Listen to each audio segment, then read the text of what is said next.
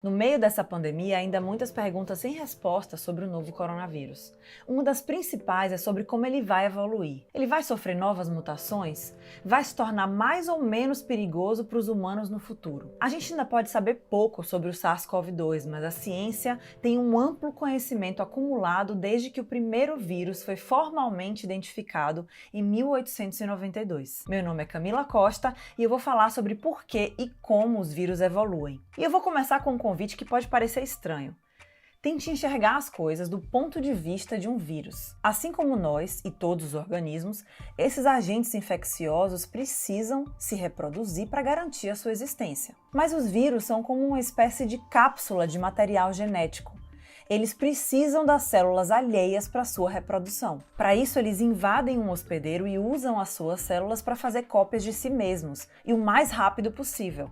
Isso é porque assim que o vírus entra no corpo, o sistema imunológico do hospedeiro o detecta e começa a atacar o invasor, bloqueando as suas estratégias de reprodução. Para escapar desse ataque, o jeito é sair dali e encontrar outro hospedeiro.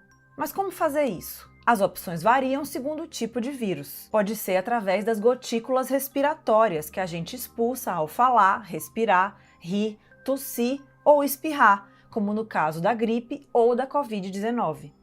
Ou pode ser dentro do sangue do hospedeiro, transportado por um vetor como um mosquito, como é o caso da dengue ou da zika. O vírus também pode sair pelas secreções corporais do hospedeiro, como o suor ou as fezes, e infectar outras pessoas, como no caso do ebola. Se o hospedeiro morre ou o sistema imunológico ganha a batalha antes de o vírus infectar outras pessoas, aquela cepa, ou seja, a variação do vírus que entrou naquele hospedeiro, não tem como evoluir e é extinta. Isso é porque os vírus também estão sujeitos à seleção natural. Lembra de Darwin? A gente tem outro vídeo sobre isso aqui nesse canal. Mas como assim seleção natural nos vírus? Como é que isso funciona? Calma, eu explico. Os cientistas dizem que para evoluírem, os vírus precisam encontrar um ponto ótimo entre a virulência e a transmissibilidade.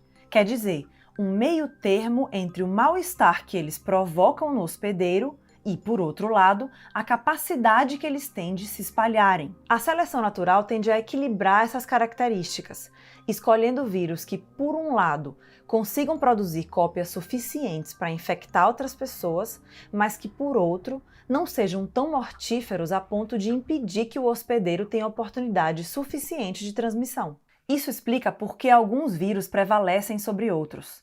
Em parte, também é por isso que este coronavírus é mais difícil de controlar que o seu primo SARS, aquele que causou uma pandemia em 2003. Mas o SARS tinha duas diferenças fundamentais. Ele era mais letal, ou seja, matava o hospedeiro mais rapidamente, e só se espalhava depois que o paciente já apresentava os sintomas, 2 ou 3 dias depois da infecção. Por isso, era mais fácil isolar pessoas contaminadas com SARS, o que reduzia muito as possibilidades de contágio. Além disso, também era mais fácil identificar quem teve contato com o paciente. Já o novo coronavírus, na maioria dos casos, provoca sintomas mais leves, que podem levar entre 5 e 15 dias para aparecer, e muitas pessoas podem ser contaminadas sem saber nesse tempo todo. Outro exemplo interessante são os vírus sexualmente transmissíveis. Eles geralmente evoluem para provocarem sintomas mais discretos ou para serem assintomáticos.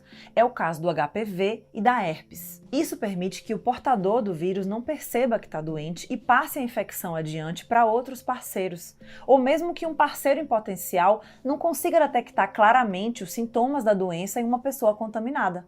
Ponto para o vírus. Mas é claro, os vírus não planejam nada disso, é apenas um processo da natureza. E vale lembrar que a população que os vírus afetam e as condições em que eles se espalham também são muito importantes nessa equação. Quando a gente está falando de virulência versus transmissibilidade, a população que os vírus encontram e as condições em que eles se espalham também são muito importantes nessa equação. Um exemplo disso é o vírus ebola. Os sintomas que ele provoca imobilizam rapidamente o hospedeiro, certo? Mas eles também fazem com que o vírus deixe o corpo por vários caminhos, através do sangue, do suor e das fezes.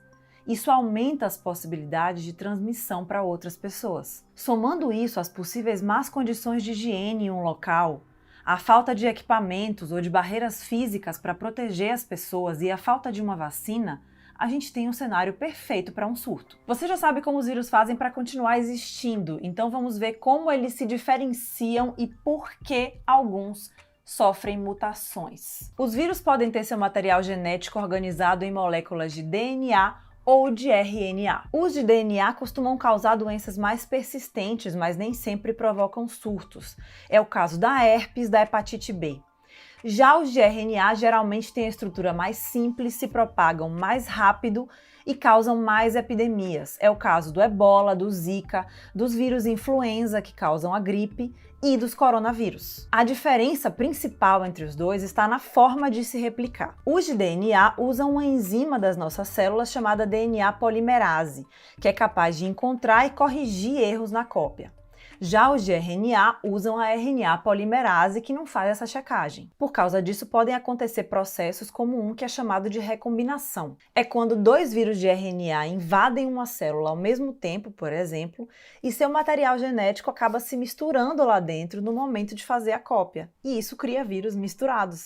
É assim que praticamente todo ano nascem novos tipos de vírus influenza. Vocês devem se lembrar do H1N1, a pandemia que ocorreu em 2009 e ficou conhecida como gripe suína. A doença recebeu esse nome porque o vírus foi resultado de uma recombinação que aconteceu dentro das células de porcos. O material genético dos vírus de gripe de humanos, porcos e aves se misturou durante quase 20 anos dentro das células suínas e acabou saltando para humanos. Mas e as mutações? Bom, os erros durante a cópia dos vírus de RNA também provocam mutações. Na verdade, um vírus pode acumular várias mutações durante uma epidemia, mas nem todas elas vão persistir. A seleção natural se encarrega de eliminar as que não trazem vantagens evolutivas para o vírus. Só permanecem aquelas que podem ajudá-lo a se tornar mais eficiente na população e nas condições de transmissão que ele encontrou. Mas muitas vezes, uma mutação só não basta para o vírus se tornar mais eficiente, ele precisa de uma combinação delas. Mas esse processo demora mais para acontecer.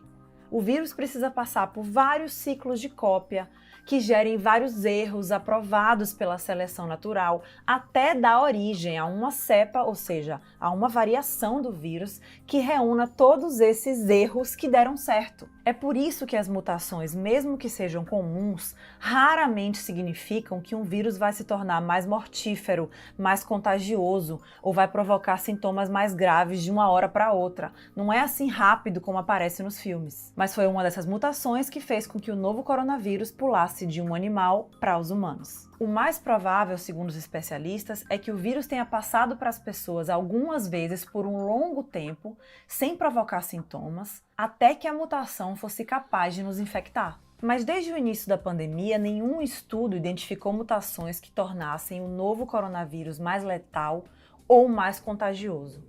Isso pode ter a ver com o fato de que o SARS-CoV-2 é um pouco diferente dos outros vírus de RNA. Ele tem uma enzima extra que consegue fazer aquela checagem no processo de cópia. Com isso, ele comete menos erros e tem uma taxa de mutação mais lenta. Até agora, o novo coronavírus parece estar estável e isso é uma boa notícia. Sem mutações importantes, uma vacina teria mais chances de nos proteger dele por mais tempo. Cientistas também acreditam que a seleção natural pode tornar o SARS-CoV-2 menos virulento, porém mais contagioso. Ou seja, em alguns anos é possível que ele fique como outros coronavírus que circulam entre nós, mas se isso acontecer e até que isso aconteça, ele já vai ter deixado uma marca importante na história da ciência e da humanidade. Se você gostou desse vídeo, compartilhe por aí, deixe seus comentários aqui embaixo se tiver dúvidas e continue acompanhando os nossos vídeos nesse canal, nas redes sociais e também na nossa página bbcbrasil.com. Obrigada, tchau, tchau!